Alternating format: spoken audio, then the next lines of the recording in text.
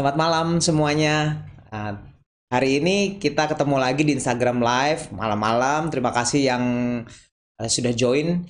Kita hari ini akan bahas mengenai vitamin yang sedikit belakangan ini mulai agak banyak dibicarakan ya. Nggak banyak banget, tapi memang kenapa vitamin ini akan dibahas? Karena ternyata vitamin ini pentingnya nggak main-main. Ternyata banyak sekali yang bisa terbantu yang dengan suplementasi vitamin ini, dan banyak juga masalah yang bisa terjadi kalau ternyata kekurangan vitamin ini ya. Kita akan bahas mengenai vitamin D ya, vitamin D delta ya, bukan B, vitamin D. Oke. Jadi vitamin D ini sempat apa ya, marak belakangan ini karena memang kita eh, sudah mulai mengerti fungsi vitamin D. Ternyata nggak cuma sekedar ya kata orang untuk kalsium begitu ya. Nah, terus kemudian lebih heboh lagi karena kemarin ya beberapa waktu lalu lah ya, sempat vitamin D ini diributkan ada hubungannya dengan jam berapa ya kita akan jemur, jam berapa harus jemur anak, berapa lama harus jemur anak, jemurnya gimana caranya, nanti kita akan bahas. Terus kemarin lebih ngetop lagi, vitamin D ternyata hubungannya sama COVID, katanya bisa mencegah. Akhirnya sempat vitamin D habis di mana-mana, diborong sama semua orang, ya. Itu kenyataan yang terjadi di eh, beberapa bulan ini, terutama semenjak pandemi ini. Oke, kita hari ini akan bahas mengenai vitamin D delta. Nah, vitamin D ini sampai saat ini banyak orang yang cuma tahu vitamin D adalah vitamin yang di metabolisme di lemak. Ya, kita dulu waktu SD dulu belajar ya, yang di metabolisme oleh lemak itu vitamin A, D, E, dan K ya. Jadi jangan lupa. Nggak tahu ya sekarang anak sekarang diajarin apa enggak. Tapi kita dulu waktu kecil itu kalau ulangan kayaknya selalu ditanyain deh ya. E, A, D, E, K. Nah, vitamin D ini selama ini kita tahu banget ini fungsinya untuk tulang ya kan, untuk tulang, untuk kalsium gitu ya. Itu yang sampai sekarang semua orang masih kebanyakan tahunya itu. Nah, kita akan bahas nanti sebenarnya bisa buat apa aja sih ya. Kemudian vitamin D dapetnya dari mana ya kan? Vitamin D dapetnya dari nomor satu pasti sinar matahari. Kita udah belajar lah dulu dari waktu kita kecil ya, dari SD kita belajar vitamin D dari matahari, sinar matahari. Nah, kemudian dari mana lagi? Dari makanan. Dan ketiga dari suplementasi. Jadi kita dapat vitamin D itu bisa. Nah, eh, sekarang kalau soal makanan deh, makanan dulu. Soal makanan. Makanan apa aja yang mengandung vitamin D? Ya kan? Yang paling penting makanan apa yang mengandung vitamin D? Makanan mengandung vitamin D itu ternyata ada banyak. Kalau yang bisa kita lihat udang, makanan-makanan laut tuh terutama ya, udang, tuna, apalagi ya, makarel, salmon, sarden, ikan sarden loh, bukan yang kalengan itu maksudnya ya. Sereal-sereal itu juga mengandung vitamin D. Jangan lupa susu, susu mengandung vitamin D delta ya. Daging, jamur itu sebenarnya semua mengandung vitamin D. Kalau ditanya yang paling banyak, ini kalau saya ada daftarnya, ikan herring katanya paling banyak, 22. Nggak tahu ya di kita ikan herring kayaknya nggak terlalu ngetop-ngetop banget. Tuna lumayan tuh ya, 6. Kan sarden 7,5 kandungannya ya, kandungannya. Nah, itu ternyata makanan hanya bisa membantu sekitar 10% kebutuhan kita.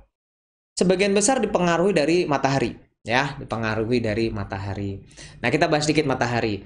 Kemarin sempat ada yang bahas jemur jam berapa, itu agak-agak ini ya, agak-agak fenomenal sekali tuh, sampai semua orang berdebat. Ada yang katanya ada dua kubu, kubu jam 10 ke atas, ada yang 10 ke bawah, ya kan? Kalau masih ingat kemarin. Nah, konsepnya sebenarnya gini, di matahari itu yang dibutuhin kan untuk vitamin D ternyata butuh ultraviolet ya. Jadi ultraviolet itu ternyata akan membantu vitamin D yang ada di badan kita yang ternyata istilahnya apa ya, masih vitamin yang belum siap lah gitu ya. Nah, itu ternyata di metabolisme sehingga siap di badan kita. Nah, ultravioletnya ternyata nggak semua ultraviolet. Di ultraviolet di kita ternyata di matahari ada 3 kan, UVA, UVA, UVB, UVC ya. Jadi ada ultraviolet A, ultraviolet B, ultraviolet C. Ternyata yang bisa untuk membantu metabolisme vitamin D adalah ultraviolet B ya. Jadi yang dari A, B, C yang dibutuhin ternyata yang B.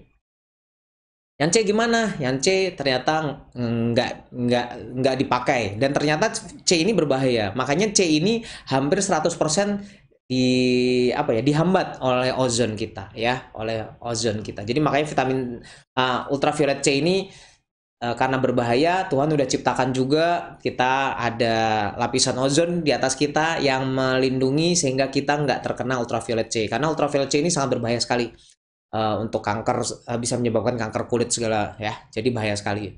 Makanya karena ozon ini penting, dijaga dengan baik ya, dijaga dengan baik ozonnya. Jangan kita suka bakar sampah sembarangan, jangan suka ya semua yang bisa menyebabkan pemanasan global lah ya, yang kita udah bicarain, yang sering kita semua orang omongin ya, terutama bakar sampah lah. Bukan cuma sekadar asapnya bikin kita ini ya, bikin kita sesek, tapi polusinya bisa bikin pemanasan global. Oke, itu ultraviolet C. Ultraviolet B ini dia yang sangat berpengaruh buat vitamin D. Nah, tapi karena dia juga dihambat oleh ozon, ternyata kadarnya di matahari kita mungkin cuma sekitar 5-10%. Teorinya gitu ya, 5-10%. Sedangkan yang banyak didapat dari ultraviolet yang tiap hari ada, yang dari pagi sampai malam ada, itu cukup banyak, itu ultraviolet A. Nah, ultraviolet A ini nggak terlalu dipakai nih dalam metabolisme vitamin D. Terus pentingnya buat apa? Ya sebetulnya banyak, karena ternyata ultraviolet bisa membuat keluarnya endorfin kita, jadi kita merasa lebih semangat, lebih energi gitu. Penelitiannya ada, tapi konsepnya yang kita butuhin sebenarnya ultraviolet B. Nah, ultraviolet B kapan keluarnya? Basicnya semua ultraviolet A, B, C semuanya sepanjang hari ada, dah gitu aja. Tapi kebayang ya, karena pada saat panas aja ultraviolet B cuma ada 5%, artinya gimana kalau pagi-pagi banget, dimana nggak panas-panas banget. Jadi ultraviolet B-nya lebih sedikit lagi. Nah, jadi itulah kenapa sempat diributkan. Kita butuh ultraviolet B, maunya siang. Maunya kalau pagi gimana? Ultraviolet B-nya cukup nggak?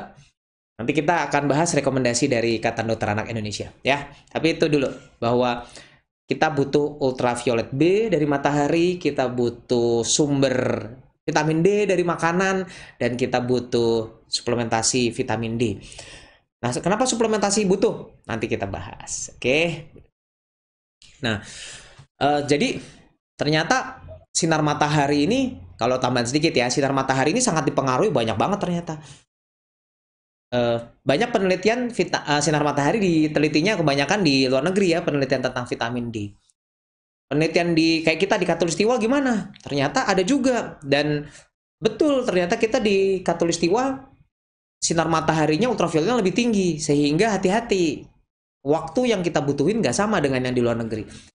Jadi jangan bayangin kita bisa kayak orang luar negeri yang berjemur gitu seharian dari pagi sampai sore gitu ya, berjemur gitu. Kita nggak bisa. Nanti di akhir kita akan jelasin. Kemudian warna kulit kita yang warnanya coklat ini ternyata mempersulit metabolisme vitamin D. Makanya kita mungkin butuh waktu lebih lama, tapi kita terhalang oleh kita di posisi Katulistiwa, sehingga kita sangat mudah terbakar oleh sinar matahari. Ya. Nah, sebenarnya karena hal-hal inilah yang sebenarnya menyebabkan kenapa saya akan bicarakan tentang vitamin D. Jadi kita yang tergolong kulitnya coklat, bahkan di beberapa area Indonesia kulitnya lebih hitam, itu ternyata mengalami kesulitan untuk menerima ultraviolet untuk metabolisme vitamin D. Kita butuh waktu lebih lama. Masalahnya kita di Katulistiwa, sehingga kita nggak bisa lama-lama. Karena fakta itu, akhirnya makanya kalau diteliti di Indonesia, penelitian tahun 2011, 75% anak mengalami kekurangan vitamin D. Coba bayangin, 75%. Banyak loh, 75%. Penelitian yang lebih baru, banyak yang nemuin sekitar 45, 75, ya kan? Itu di Indonesia loh. Ya, ini bukan penelitian di luar negeri. Kalau penelitian di luar negeri karena mereka mataharinya kurang, wajar-wajar aja. Ini di Indonesia yang notabene kita negaranya kaya dengan matahari, semua orang udah pikir kita nggak mungkin kekurangan vitamin D. Wong panasnya udah kayak begini, di dalam rumah aja panasnya minta ampun, ya kan? Tapi kenyataannya nggak gitu. Kenyataannya adalah kita 75%, penelitian baru 45-an ya, sekitar 45-an. Ada beberapa kali penelitian yang bisa menemukan sekitar 20-an, 23-an di area-area tertentu di Indonesia. Tapi konsepnya bahwa ternyata vitamin D di Indonesia kita masih kekurangan banget. Dan pengetahuan kita tentang vitamin D ternyata kebanyakan masih kurang banget, sehingga kita nggak ngerti vitamin D ini sebenarnya pentingnya apa sih gitu. Kan cuma buat tulang aja, kan cuma kalsium aja. Nanti kita akan bahas tentang penelitian-penelitian. Ini penelitian ada penelitian yang tahun 2018 nih, cukup bagus, di Jogja ya, di Jogja. Di Jogja panas nggak? Panas. Saya suka ke Jogja, ibu saya kan orang Jogja. Ya. Ternyata dari penelitian anak umur 15 sampai 18 tahun di 10 sekolah, ternyata hampir 100% mengalami kekurangan vitamin D. Coba bayangin. Ya. Jadi di remaja-remaja kita banyak loh yang ngalamin kekurangan vitamin D. Makanya wajar kalau kita angka osteoporosisnya juga hati-hati ya. Bisa cukup tinggi. Nah, kenapa ya kita di negara yang tropis ini bisa kekurangan vitamin D, ya kan? Kok bisa kurang padahal tadi mataharinya banyak. Oke, nomor satu tadi yang masalah paparan sinar matahari. Ternyata ada beberapa hal yang mengurangi potensi paparan sinar matahari, yaitu usia lanjut. Maaf ya, jadi kalau yang umurnya memang 60 ke atas, 70 ke atas, memang untuk menyerap ultraviolet lebih sulit. Sehingga usia lanjut butuh waktu lebih lama kalau berjemur. Tapi hati-hati tadi ya, bisa terbakar oleh sinar matahari. Makanya kita akan tetap bilang nggak bisa lama-lama. Nah, jadi vitamin D hati-hati usia lanjut. Kulit gelap, kita memang kulitnya lebih gelap. Terus kemudian letak geografis kita memang tidak memungkinkan kita untuk bisa berjemur lama. Ya, makanya banyak orang yang pakai tabir surya ya, sunblock. Sunblock itu bisa mengurangi penyerapan ultraviolet. Sunblock yang 8% itu bisa mengurangi ultraviolet sampai 97%. Coba bayangin. Jadi yang masuk tinggal 3%. Makanya kita susah nih pada dasarnya kita di daerah Katulistiwa. Karena kalau nggak pakai sunblock bisa kebakar.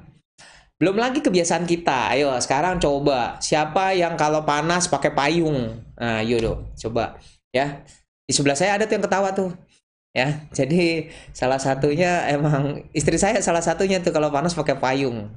Jadi siapa yang kalau panas pakai payung? Siapa yang kalau panas langsung berteduh? Siapa yang kalau panas nggak mau keluar ruangan? Siapa yang kalau lihat di luar, aduh panas banget, mendingan rebahan? Ayo, siapa ya?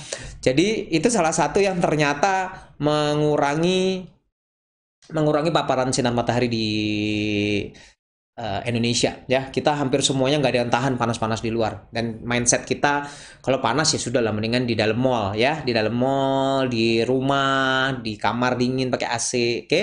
Dan itu sangat mengurangi paparan sinar matahari. Nah, nggak lupa juga kita harus kita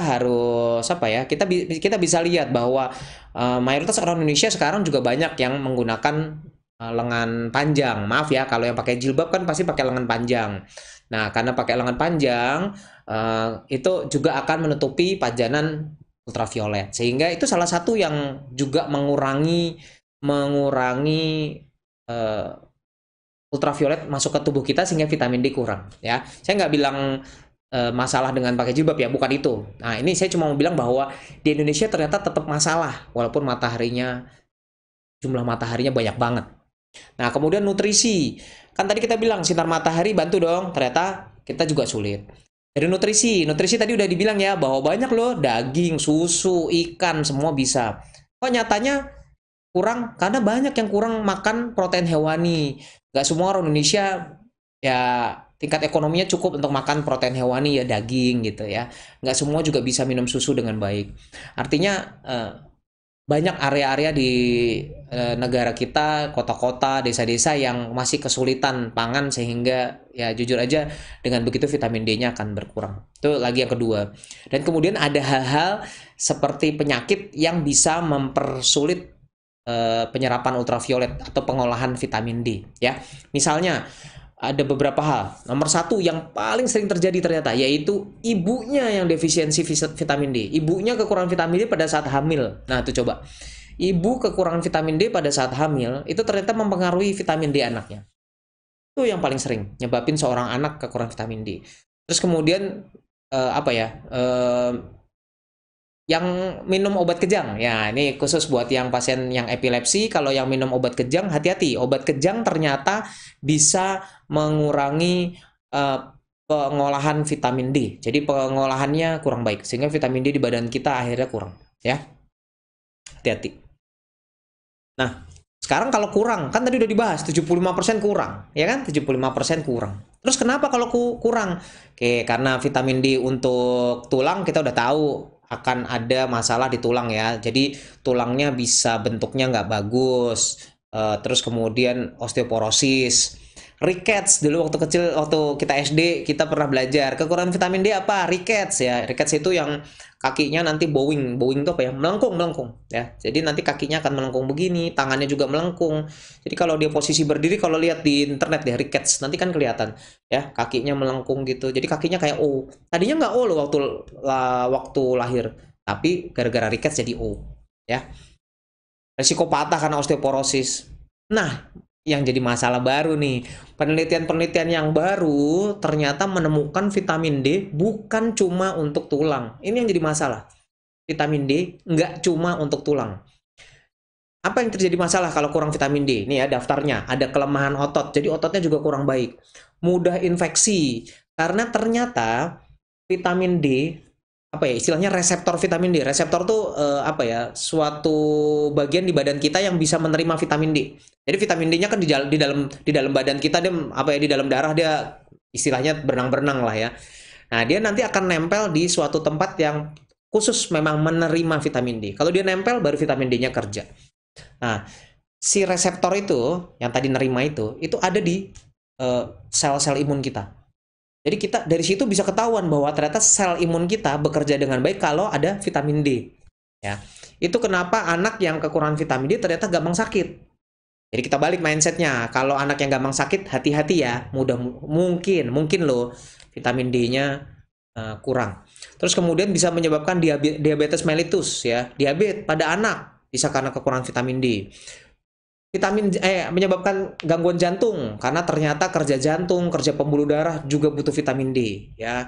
Jadi eh, yang saat ini banyak diteliti itu hubungannya sama hipertensi. Hipertensi katanya mungkin ada hubungannya dengan vitamin D. Kanker, ayo coba ya. Nggak ada yang dulu kepikir vitamin D ternyata bisa hubungan sama kanker. Ternyata ada hubungannya. Orang yang kekurangan vitamin D itu resiko kanker apa ya, kolon tuh usus besar, prostat, eh, buat yang dewasa nih kanker payudara itu ternyata hubungannya sama kekurangan vitamin D. Belum kita ngomongin tentang autoimun. Autoimun tuh apa ya, penyakit rematik. Nah, rematik itu autoimun. Rematik itu autoimun. Itu juga ada hubungannya sama kekurangan vitamin D. Terus kemudian multiple sclerosis. Kalau yang pernah baca multiple sclerosis yang suka tiba-tiba lumpuh sebelah. Hari ini lumpuh, yang seminggu ini lumpuh tangan kanan sama kaki kanan. Bulan depan lumpuh kaki kiri sama tangan kiri. Ke lumpuh yang berpindah-pindah, multiple sclerosis. Itu juga gara-gara kekurangan vitamin D. Ya. Nah, penelitian-penelitian nih, coba ini kalau kita baca penelitiannya banyak. Vitamin D berhubungan dengan fungsi paru pada pasien asma. Jadi kalau pasien yang asma, hati-hati, kekurangan vitamin D akan mengurangi fungsi parunya. Ya, sejujurnya saya adalah orang yang asma berat kan. Saya asma berat. Jadi kalau yang dulu suka mungkin sekitar 3 tahun, 2 tahun, 3 tahun lalu yang kalau berobat ke saya suka, dokter Herbo nggak praktek. Nah, itu asmanya lagi kambuh tuh.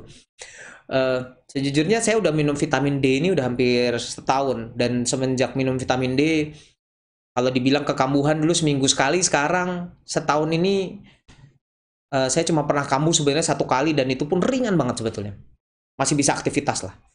Kalau dulu sih saya udah duduk tuh kalau udah asma ya, udah duduk. 5 tahun lalu bisa tuh kalau lagi asma pakai oksigen ya. Tapi ini membaik sekali. Saya nggak bilang bahwa oh pasti langsung bagus, nggak juga, butuh waktu. Tapi olahraga, vitamin D itu yang harus dipertimbangkan pada orang yang dengan asma ya. Pada anak yang mengalami kanker ternyata vitamin D-nya rendah. Tadi kita udah ngomong tentang kanker. Nah, vitamin D rendah ada hubungannya sama obesitas. Nah, ini yang masih banyak diteliti. Jadi vitamin D rendah ternyata bikin seorang anak obesitas.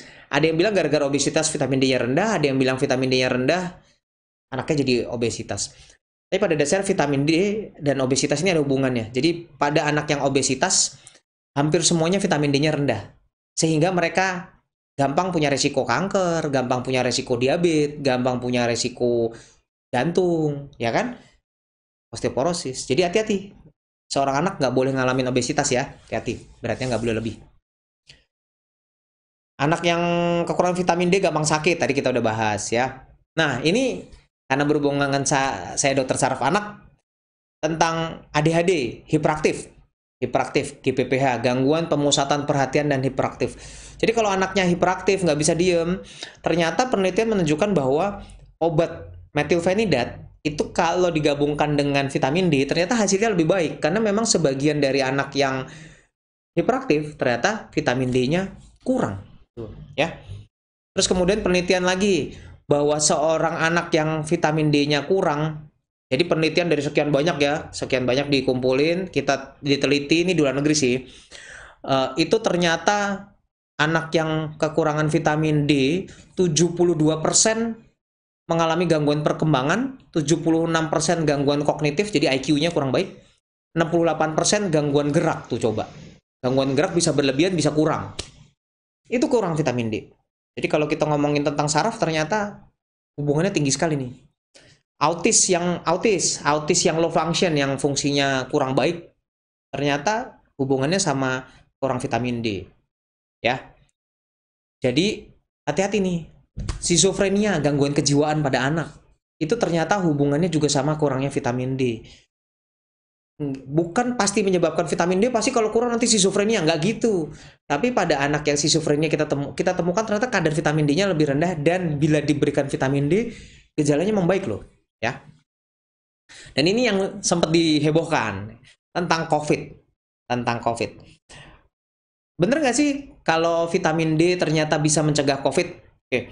Jadi memang penelitian ternyata pada angka kematian pada seorang yang vitamin D-nya normal, ternyata itu cuma sekitar 4%. Tapi pada seorang yang kekurangan vitamin D, kalau dia kena COVID, angka kematiannya bisa mencapai 80%, bahkan ada penelitian yang bilang 90%. Ini yang nyebabin waktu itu vitamin D habis di mana-mana, ya. Setelah ini nggak usah borong. Vitamin D banyak, bisa dapat dari matahari, ya. Jadi tenang, nggak usah diborong, ya. Jadi kita udah tahu nih. Belum lagi tentang kanker lah segala macam. Tadi kita udah bahas ya. Banyak sekali ternyata yang nyebabin efek dari kurangnya vitamin D. Oke. Oke, sekarang kita lihat ya pertanyaan-pertanyaannya dulu. Nanti tentang rekomendasi kita bahas, tapi kita lihat dulu pertanyaannya. Kalau periksa laboratorium vitamin D, apakah normal? Dan untuk anak mesti minum dosis berapa ya? Selain harus minum vitamin D, apakah dari makanan bisa? Oke. Apakah perlu cek vitamin D, kadar vitamin D? Sebetulnya pada anak yang dengan tidak ada resiko, nggak perlu cek vitamin D. Karena vitamin D dari matahari dan vitamin D dari makanan itu tidak pernah bisa menyebabkan keracunan vitamin D. Kan semua orang takut. Saya takut overdosis nih vitamin D. Saya kemarin dikasih tahu teman, ada tuh yang naik sepeda dari jam 8 pagi, kalau naik sepeda sampai jam 4 sore. Akhirnya katanya kalsiumnya tinggi banget, vitamin D-nya tinggi banget, akhirnya dia keracunan vitamin D, katanya. Itu sebetulnya pernyataannya harus dipertanyakan memang. Karena teorinya vitamin D yang dapat dari matahari dan dapat dari makanan itu tidak bisa menyebabkan keracunan vitamin D. Itu nggak mungkin. Tapi yang dari suplemen bisa ya. Yang dari suplemen maksudnya minum vitamin D. Makanya hati-hati kalau minum vitamin D. Saya tahu lah ada yang minumnya 50.000 lah berapa gitu, saya tahu. Tapi bagaimana anjurannya? Nah, anjurannya untuk anak-anak, kalau anaknya nggak ada ini ya, kalau anaknya nggak ada masalah lah, maksudnya nggak ada masalah, nggak resiko tinggi. Sebetulnya anak sampai dari baru lahir nih ya, dari baru lahir sampai umur 50 tahun itu dosisnya 400 international unit. Jadi sebenarnya sama dari baru lahir sampai 50 tahun 400 international unit, 51 hingga 70 tahun itu 600 international unit, dan di atas 71 tahun 800 international unit. Nah, kalau ternyata paparan mataharinya rendah, ya, jadi anaknya nggak pernah berjemur, atau memang benar tadi ya minum obat-obatan kejang yang bisa bikin kadar vitamin D-nya rendah gitu ya. Tadi misalnya obat kejang ya, asam valproat itu kan bisa bikin vitamin D-nya rendah.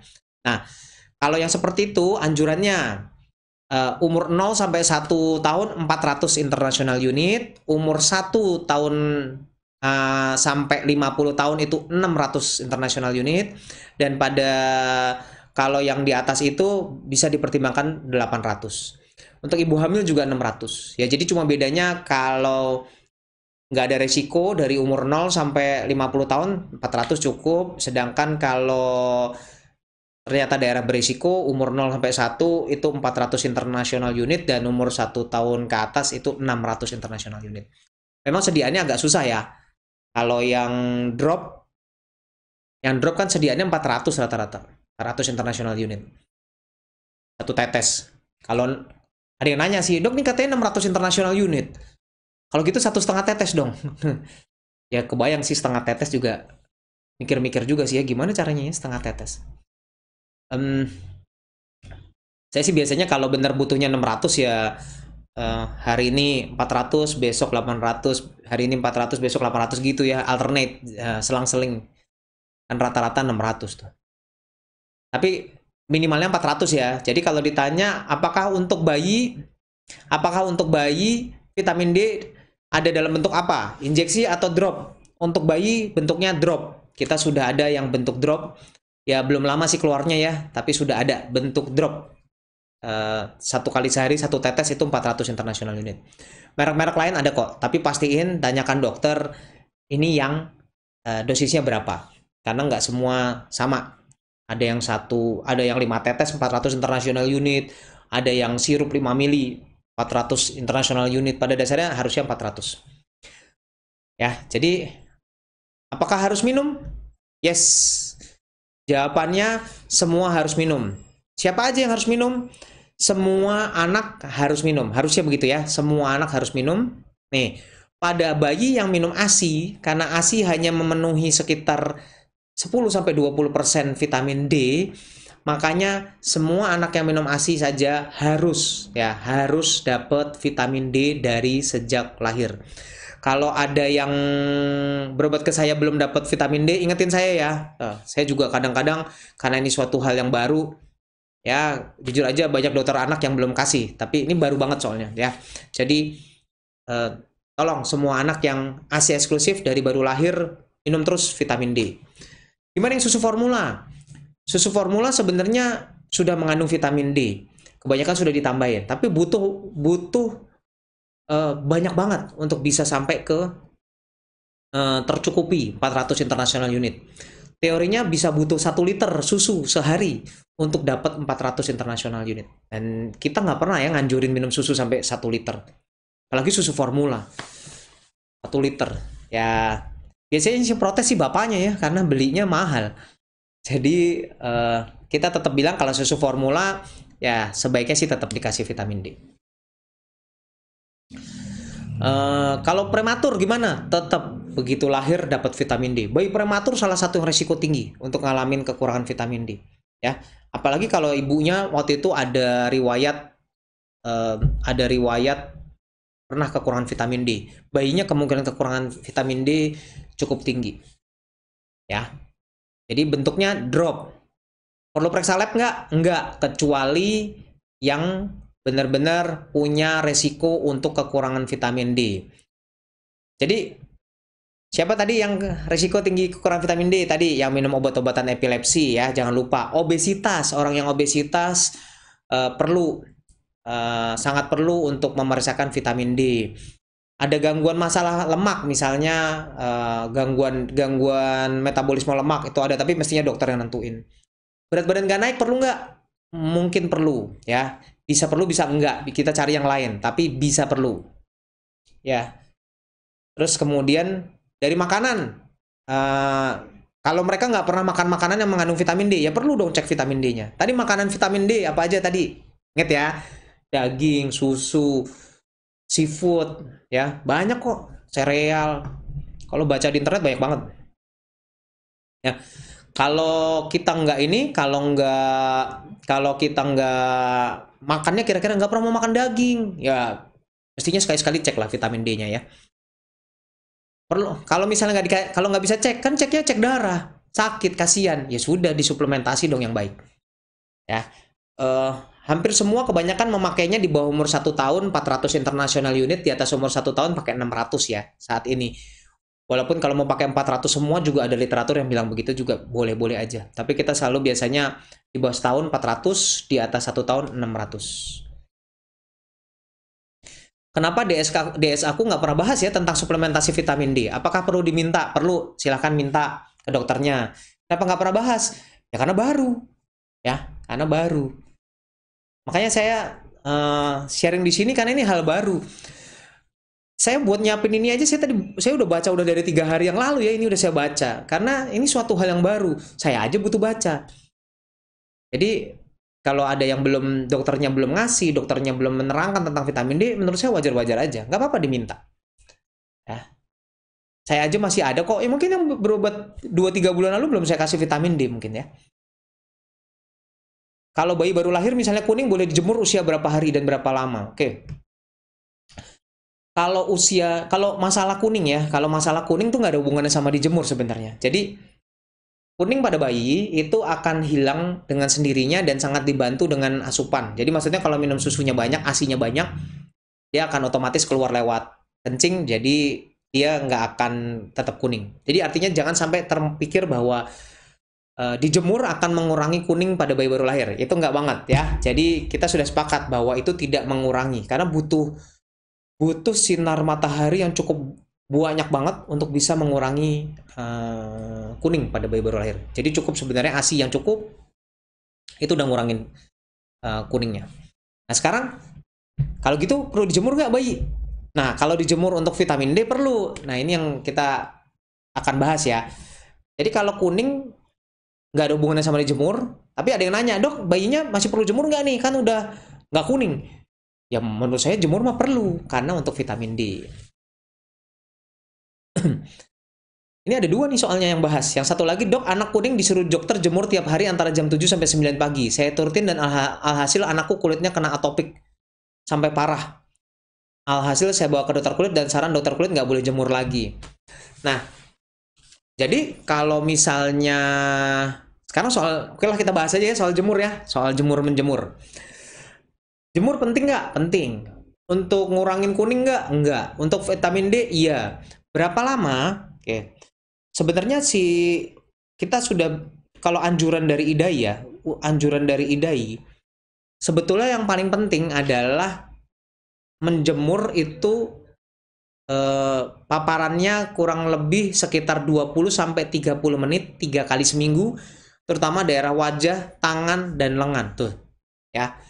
Anjurannya loh, anjurannya dari IDAI bahwa menjemur terutama daerah wajah, tangan, dan lengan selama 20-30 menit 3 kali dalam seminggu dapat memenuhi kebutuhan vitamin D itu ya, kata-katanya.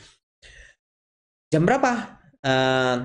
Kalau ditanya vitamin D paling maksimal, ultraviolet paling maksimal didapatkan pada saat jam 12. Nah itu dia. Kalau ditanya yang idealnya jam 10 sampai 14, itu kenapa ada yang bilang kemarin jam 10 sampai 14 ya. Jadi sebetulnya kata-kata itu nggak salah. 10 sampai 14 itu memang kadar ultravioletnya paling tinggi sehingga bisa memberikan metabolisme vitamin D lebih baik. Tapi saya bukan aliran yang mau jemur anak jam 10 sampai 14. Kenapa? Nah, ini faktanya. Faktanya bahwa eh, lama menjemur itu tergantung dengan kadar ultraviolet, namanya ultraviolet index. Ini yang sering nggak dibahas nih sama dokter. Saya sampai baca nih, udah 3 hari saya berusaha ngerti tentang ultraviolet index ini. Tapi gini, konsepnya yang disederhanakan gini, ultraviolet index ini di semua negara beda-beda. Bukan cuma semua negara. Pada saat musim tertentu aja beda. Kayak kita di bulan Desember ini sama nanti bulan April sama bulan Juni beda bener. Ya, ultraviolet indexnya. Basicnya gini, ultraviolet index itu sangat mempengaruhi kita boleh berjemur jam berapa. Contoh, kita kalau bulan April, penelitian di Indonesia itu kira-kira ultraviolet indeksnya adalah 11. 10-11. Ultraviolet 10-11 itu kata-katanya jelas. Kalau mau keluar rumah harus pakai kacamata hitam, harus pakai topi, harus memang pakai sunblock, harus berlindung di matahari dan hindari matahari dari jam 10.30 sampai jam 5 sore. Kata-katanya jelas sekali. Jadi kalau ditanya gimana dong? Boleh nggak berjemur jam 10 sampai 14? Menurut saya kalau di luar negeri yang nggak panas-panas banget mataharinya kurang, boleh. Di Indonesia nanti dulu ya. Jadi pada saat bulan-bulan eh, April, Mei, Juni pada saat musim panas, dan salah ternyata sangat berbahaya sekali kita berjemur di jam 10 sampai jam 14.15. Bahkan ini kata-katanya bisa sampai jam 17. Kebanyakan bilang hati-hati jam 10.30 sampai jam 15 ya. Itu kalau lagi indeksnya lagi tinggi 10-11. Nah, ini saya coba cari ada literatur yang nunjukin bahwa ini di Jakarta ya, di Jakarta. Pukul 9 pagi ternyata UV index kita 3. Di jam 10 5, di jam 11 udah 9 ya. 9 tuh bahaya sekali. 5 gimana? 5 oke, masih bisa diterima. Makanya jadi sebenarnya kalau boleh dibilang, kalau lihat begini, memang kalau ditanya menjemur hati-hati jam 10 masih bisa diterima, 10.30 lah paling lambat. Di jam 10.30 ke atas sebaiknya sudah nggak dilakukan. Karena setelah jam 10.30 UV-nya sangat tinggi sekali, ultravioletnya sangat tinggi sekali sehingga bisa menyebabkan kanker kulit. Ya, bukan cuma sekedar luka bakar, 30 menit luka bakar tapi makin lama akan menyebabkan kanker kulit. Katanya UV ultraviolet A nggak bikin kanker kulit, ternyata penelitian yang baru juga iya, menyebabkan penuaan dan kanker kulit. Jadi kalau ada yang bilang saya takut nih nanti cepet keriput, betul, hati-hati ultraviolet di atas jam 10.30. Jadi saya adalah salah satu yang menyarankan kalau jemur jangan di atas jam 10 dong ya. Karena ini dia, kita di Katulistiwa yang pada saat jam 10 ke atas UV indeksnya sudah sangat tinggi sehingga bisa menyebabkan luka bakar dan menyebabkan kita kanker kulit. Itu jawabannya ya. Perlu pakai sunblock nggak? Karena kita butuh ultraviolet dan ingat tadi sunblock yang 8% aja bisa mencegah 97% ultraviolet. Jadi ngeblok. Baiknya nggak usah pakai sunblock ya. Sebaiknya nggak usah pakai sunblock. Kalau mau pakai sunblock boleh di wajah aja karena memang area muka paling sensitif. Tangan, kaki nggak usah ya. Nah, gimana nih sama yang tadi bilang anak saya habis dijemur kulitnya kena atopik. Ya memang jemurnya juga lama banget sih. Ini kan tulisannya tadi dia bilang jemurnya jam 7 sampai jam 9 pagi. Ya sejujurnya lama banget sih. Jam 7 sampai jam 9 ya. Karena jemur kan tadi dibilang 30 menit aja cukup. 20 sampai 30. Anak saya malah kalau nggak pernah tuh jemur, kalau biasanya saya bawa pakai stroller, jalan pagi gitu ya. Nggak pernah saya sampai harus jemur ditaruh begitu. Nah, kalau anaknya ada alergi, kena matahari itu sangat memperparah sekali. Jadi hati-hati kalau anaknya udah ada dermatitis atopi ya, udah semuanya udah merah-merah, sebaiknya nggak usah dijemur dulu karena akan memperparah. Ya, ciri kekurangan vitamin D, kalau yang kurangan vitamin D yang untuk tulang, rickets. Nih ada yang pertanyaan ya, maaf dok baru gabung, ciri kekurangan vitamin D, ya kekurangan vitamin D rickets. Tapi tadi hati-hati ya, kekurangan vitamin D bisa nyebabin diabetes, bisa nyebabin gangguan asma, hiperaktif, tadi banyak banget ya. Aduh dok, jam 9 pagi panasnya udah celekit-celekit, betul. Makanya saya salah satu yang nggak terlalu ini ya, nggak terlalu setuju dengan ini. Kalau siang-siang. Kata DSA saya untuk baby tidak perlu suplementasi vitamin D karena bisa kelebihan imun dan katanya masih dirundingkan dalam kalangan dokter. Apakah benar dok? Baby tidak perlu vitamin D. Ini rekomendasi yang saya bacakan adalah rekomendasi yang diberikan oleh Ikatan Dokter Anak Indonesia. Jadi artinya ini bukan sekedar kira-kira, ini sudah dipertimbangkan dengan matang, sudah dirapatkan, sudah dibicarakan dengan baik berdasarkan penelitian yang ada bahwa bayi butuh vitamin D. Ya, baru kok. Jadi nggak apa-apa. Saya tahu masih ada kontroversi, masih ada yang bilang katanya nggak perlu. Tapi ini yang saya sampaikan adalah rekomendasi loh, rekomendasi Ikatan Dokter Anak Indonesia. Baik, ini ada yang bilang bayi 0-1 tahun dosis vitamin 2000 international unit, 400 kalau 2 sampai 12 tahun 4000 international unit. Ini kalau menurut saya yang setinggi-tinggi gini ya, yang 1000, 2000, 4000 itu biasanya yang sudah terbukti ada kekurangan ya. Kalau ada yang kekurangan vitamin D, setuju dosisnya segitu, tapi kalau terbukti kekurangan ya. Kalau terbukti kekurangan. Dosis hariannya tadi 400. International unit di bawah setahun dan di atas setahun 600. Asam urat ngaruh nggak dok? Nah, saya belum nemu tuh urusan asam urat. Tapi by the way ya, kalau dibaca tentang kolesterol segala, hiperkolesterol segala, itu ada hubungannya sama ini ya. Ada hubungannya sama vitamin D juga nih. Masih diteliti sih, tapi ada tapi ya nih. Semenjak saya minum vitamin D ya, hampir setahun ini, kadar kolesterol saya jauh turun loh. Saya tuh hiperkolesterol bawaan. Jadi kebayang, dari SMP, SMA, kolesterol saya udah tinggi. Saya lagi diet nih, nggak makan daging aja, kolesterol saya bisa sampai di 300 aja pernah, ya, 290. Itu saya lagi di alor dulu, cuma ada ikan, coba bayangin ya, cuma ada ikan, nggak ada daging, nggak ada ayam. Itu kolesterol saya aja bisa sampai 290. Tapi semenjak minum vitamin D sekarang saya di bawah 200 ya. Apakah pasti? Masih diteliti. Tapi so far sih saya minum cukup lumayan loh, cukup lumayan membantu sekali. Anak saya suka main kena sinar matahari, nggak apa-apa kan dok? Nggak apa-apa. Tapi tadi perlu diingat bahwa pada jam 10 ke atas, di atas 30 menit, bisa menyebabkan luka bakar dan bisa menyebabkan kanker kulit. Makanya IDAI menganjurkannya 20-30 menit ya. 20-30 menit. Kalau bayi baru lahir, hati-hati, tidak dianjurkan terlalu siang karena kulitnya masih tipis banget.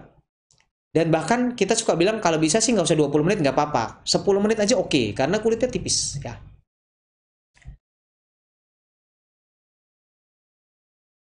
Kemudian, oh ini ada yang nanya tentang alpukat, jus alpukat. Maaf ya, hari ini kita nggak bahas tentang jus alpukat.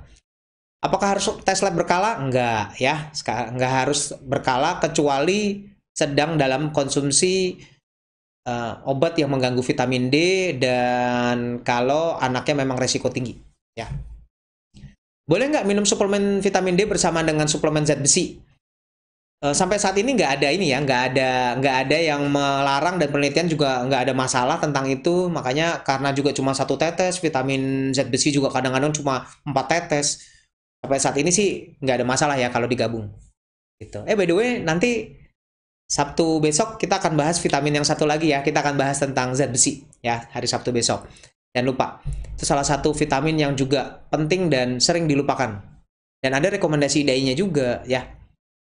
Untuk dewasa bisa tahu kekurangan vitamin D di mana, Dok?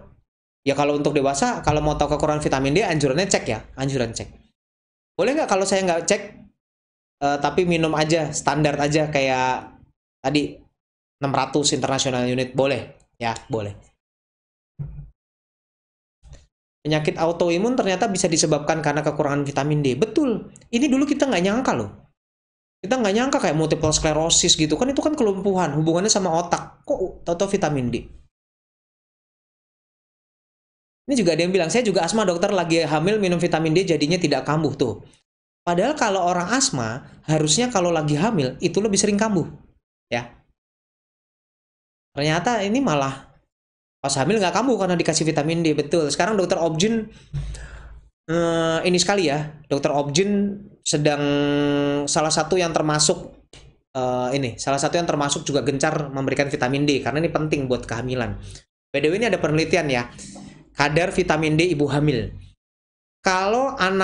Kalau ibunya pas hamil kadar vitamin D-nya normal, nih ya penelitiannya loh. Jadi kalau kadar vitamin D-nya normal pada ibu hamil, itu ternyata pas anaknya umur 5 tahun, diteliti yang ibu hamilnya tadi kadar vitamin D-nya normal, ternyata diteliti pada anaknya, ini anaknya yang diteliti, ternyata nggak ada gangguan kognitif, nggak ada gangguan berat badan, tinggi badan, jadi kondisinya baik. Sedangkan kalau yang ternyata pas hamil kurang vitamin D-nya, ternyata ini loh, penelitian menunjukkan bahwa ada hubungan sama gangguan gerak, motor kasar, motor halus, bahasa, ternyata bisa terganggu, ADHD, autis, ternyata ada hubungannya sama itu, ya. Jadi jangan salah, si vitamin D ini ternyata signifikan sekali, ya. Ini ada yang bilang, iya dulu pernah bilang banyak pasien ngoceh mulu jadi asmanya kumat. Nggak usah pas periksa pasien lah, ini aja saya kalau lagi IG live suka batuk itu sebenarnya karena saya punya asma ya, tapi kan nggak kelihatan sesek dong karena kan udah nggak pernah kambuh. Vitamin D diminum pada pagi hari atau malam hari nggak ada ininya sih, nggak ada signifikansinya, tapi kalau berjemur tadi pagi, kalau vitamin D-nya bebas ya. Kalau anak yang punya gejala-gejala penyakit yang tadi dokter bilang seperti autis, autoimun, ADHD, diabetes, kanker, apa karena saat kehamilan, karena kekurangan vitamin D saat kehamilan, penelitiannya belum terlalu jelas. Tapi tadi penelitiannya ada kan yang tadi saya bilang bahwa yang ibunya vitamin D-nya kurang, ternyata memang anaknya nanti pas besar ada hubungannya sama autis, ADHD. Penelitiannya masih belum banyak sih, tapi ini masih gencar sekali karena kalau betul artinya vitamin D pada saat hamil itu pentingnya banget banget banget banget banget ya. Apakah uh, waduh ini kata-katanya susah ya. Tapi vitamin D pada ibu hamil apakah jadi penting? Penting banget. Nah, dosisnya sebenarnya tadi kalau lihat 600 ya, tapi kalau ada kekurangan vitamin D ya bisa sampai 1000 gitu. Silahkan dibicarakan ya sama dokter kandungannya. Vitamin D apakah boleh dikonsumsi setiap hari? Yes, memang setiap hari diminumnya. Sampai umur berapa? Tadi kalau lihat rekomendasinya sebenarnya ya seterusnya minum. Kecuali memang kalau perlu boleh nggak minum? Boleh, tapi pastiin bahwa betul anaknya mau berjemur matahari dan si makannya daging dan segala macamnya harus bagus dan harus cek sekali-sekali kadar vitamin D-nya kurang nggak. Buktinya semua yang merasa bahwa vitamin D-nya cukup, waktu penelitian ternyata di Indonesia sampai 75% kan yang kurang vitamin D. Semua orang merasa cukup loh anaknya. Anak saya udah main-main mulu tuh panas-panas. Anak saya makan daging, tapi kenyataannya 75% kekurangan vitamin D ya. Sorry ya.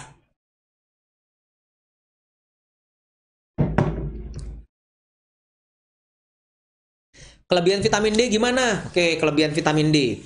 Jadi sebetulnya kelebihan vitamin D nggak mungkin karena matahari, nggak mungkin karena makanan. Tapi kalau dari suplementasi dari vitamin yang dikasih bisa nggak? Bisa.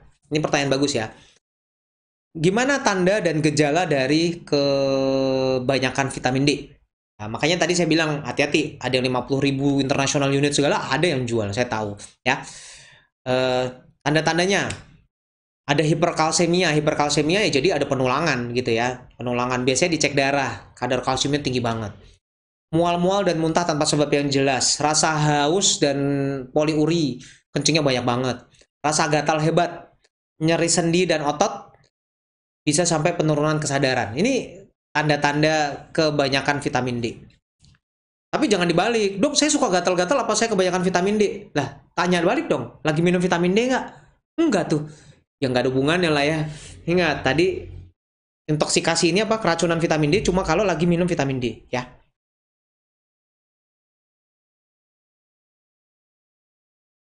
Nah, ini ada yang bilang, kemarin ke dokter Herbowo nggak dikasih vitamin D. Sorry ya, kalau yang belum dikasih.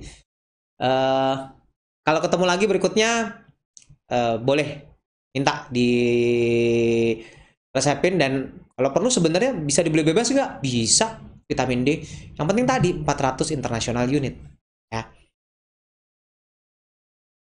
Jadi apakah wajib minum vitamin D? Ikatan Dokter Anak Indonesia menyarankan iya.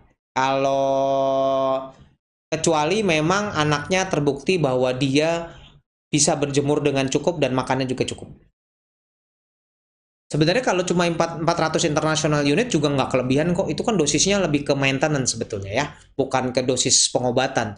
Kecuali mau dosis pengobatan yang kayak tadi bisa 2000 segala macam. Kalau bener nih kayak kalau kekurangan vitamin D, berapa dosisnya? Lihat nih, umur setahun 2000 international unit. Tuh. Kalau untuk 1 sampai 18 tahun 4000 international unit. Jadi kalau mau dibilang 2000 4000 betul sih, tapi kalau memang sudah terbukti kurang ya. 5 tahun takarannya berapa? Sama, 5 tahun takarannya 600 international unit. Kalau sirupnya yang ada hurufnya D, strip apa begitu ya. Nah, itu kan sirup tuh. Minumnya berarti 7,5 mili. Karena 5 milinya 400 ya. Merek vitamin D apa yang bagus buat anak epilepsi? Sejujurnya nggak banyak ya merek vitamin D yang memang dijual di itu. Jadi mereknya terbatas. Tapi kalau nggak boleh sih ya, sorry ya nggak boleh sebut di sini. Harus ke dokter. Kalau misalnya memang benar epilepsi, silakan ke dokternya bilang, dok, kata dokter Herbowo, anak kalau memang epilepsi, lagi minum obat epilepsi, dianjurin minum vitamin D. Ya, nanti tanyain dokternya. Harusnya kita semua dokter saraf anak sudah diingatkan kok. Sudah diingatkan berkali-kali, kita sudah belakangan ini ya, belum lama kok. Baru belakangan ini karena penelitiannya juga baru keluar. Ya. Sebenarnya vitamin apa aja sih yang diperlukan untuk anak di bawah 2 tahun? Oh, semua vitamin perlu lah ya. Ya, semua vitamin perlu. Itu yang suka dibilang mikronutrien ya. Jadi makronutrien dan mikronutrien. Anak saya 3 tahun kalau tidur kadang suka menggigil dan kadang ada gerakan refleks dok kayak kaget gitu dari kaki tangan badan. Apakah kurang vitamin D? Saya nggak yakin, tapi kalau itu berulang-ulang minta tolong dicek karena kita takut gerakan. Kalau cuma sekali gini mah wajar lah ya. Tapi kalau berkali-kali kan takut kejang ya. Vitamin D sama vitamin D3 apa bedanya dok? Ini cuma sekedar mempermudah aja. Karena sebenarnya vitamin D ada vitamin D2, ada D3. Tapi kita suka sebut vitamin D aja. Sebenarnya yang dikasih vitamin D3. Ya. Kalau berat badan anak kurang, apakah bisa dikatakan kekurangan vitamin D? Kalau kita udah cari hal yang lain dan ternyata masih juga nggak naik-naik juga, yes, mungkin. Saya nggak bilang pasti, mungkin. Perlu juga dicari. Ya. Kalau anak rutin setiap hari 400 international unit itu nggak masalah atau harus di stop sebulan lalu lanjut lagi? Nggak. Sampai sekarang rekomendasinya setiap hari diminum. Ya. Minum aja terus, nggak ada masalah. Eh, Lebih baik lagi sih sebetulnya kalau bisa berjemur, bisa makan makanan yang baik gitu ya. Tapi tadi kalau yang memang resiko tinggi ya, anaknya obesitas, kurang gizi juga iya, segala macam, cek aja dulu vitamin D-nya. Kalau vitamin D 1000 gimana? Apakah aman untuk dikonsumsi? Kalau untuk anak nggak, tadi nggak sampai segitu ya. Kalau untuk dewasa harusnya nggak ada masalah. Kekurangan vitamin D gejalanya gimana? Nggak semudah itu sebenarnya untuk lihat gejala kekurangan vitamin D. Kecuali udah rickets ya. Kalau rickets kan tadi kakinya melengkung, kakinya jadi O gitu. Tadinya nggak O, sekarang jadi O. Tangannya kok jadi O. Di sini tulangnya nanti jadi nonjol gitu. Itu udah berat ya kekurangan vitamin D. Tapi kalau kalau ringan nggak kelihatan, tapi bisa mengganggu ya. Nah, sekarang ini pertanyaan terakhir. Kekurangan vitamin D pada anak apakah pengaruh pada kepintaran? Kepintaran. So far sih penelitian yang menghubungkan dengan IQ sampai saat ini nggak belum jelas banget. Tapi betul dengan apa ya menyelesaikan masalah dengan hiperaktif dengan autis ternyata ada hubungannya. Jadi ya menurut saya sebaiknya sih tetap minum ya karena hal-hal yang mengganggu lainnya lebih banyak. Bukan cuma sekedar bukan cuma sekedar apa ya bukan cuma sekedar pinter nggak pinter. Kalau dewasa disuruh cek, perlu nggak sih? Iya, kalau dewasa biasanya sih cek ya. Itu.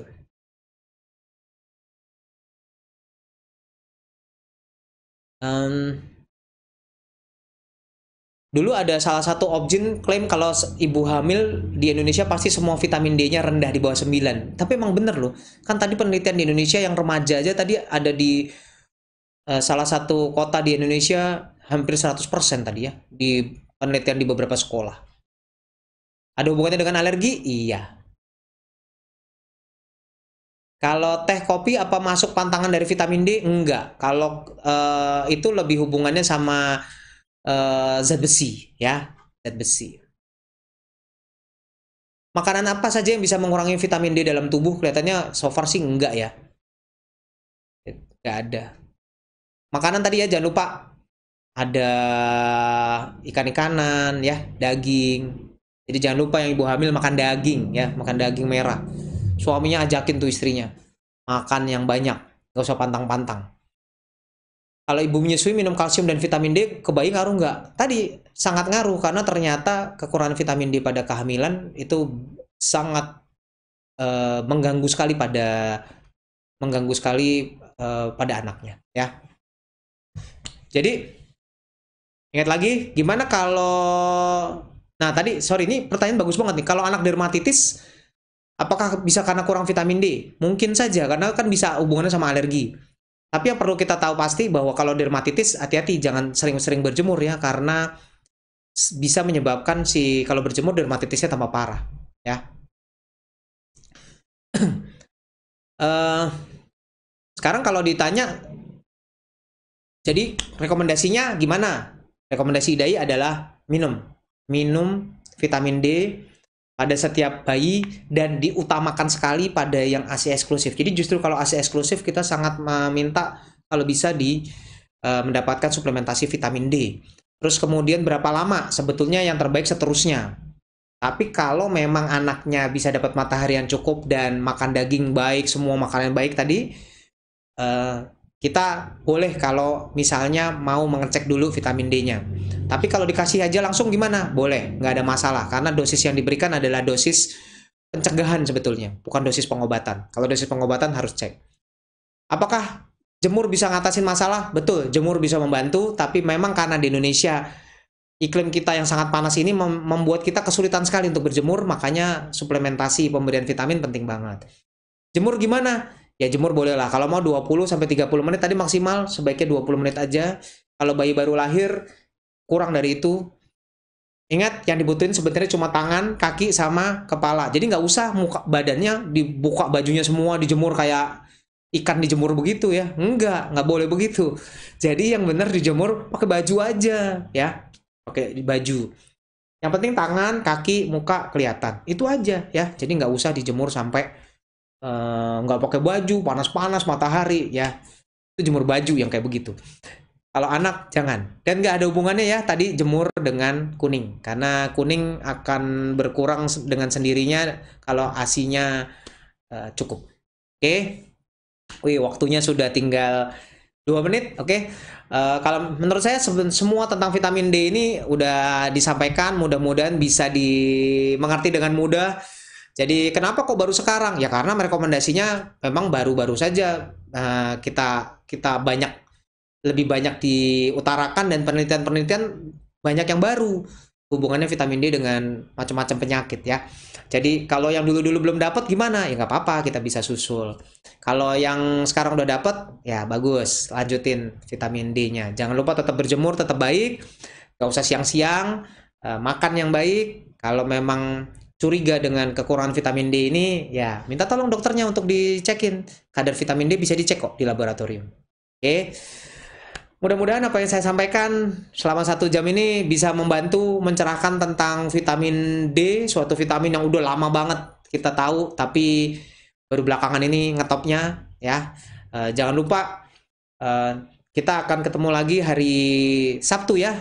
Kita akan bahas salah satu zat lagi yang dibutuhkan mikronutrien yaitu tentang zat besi ya, karena zat besi ini juga salah satu yang sangat dibutuhkan oleh anak-anak kita. Oke, terima kasih buat semua yang sudah mengikuti selama 1 jam ini. Video nanti akan saya upload di Instagram dan di YouTube. Kalau yang ketinggalan silahkan dilihat lagi. Kalau ada pertanyaan yang belum terjawab boleh ditanyakan di komen atau di direct message. Oke, terima kasih. Jangan lupa tetap jaga jarak, jangan selalu hindari kerumunan, liburan jangan jauh-jauh ya, karena COVID ini belum selesai. Oke, terima kasih, sampai ketemu di Instagram Live berikutnya. Salam sejahtera.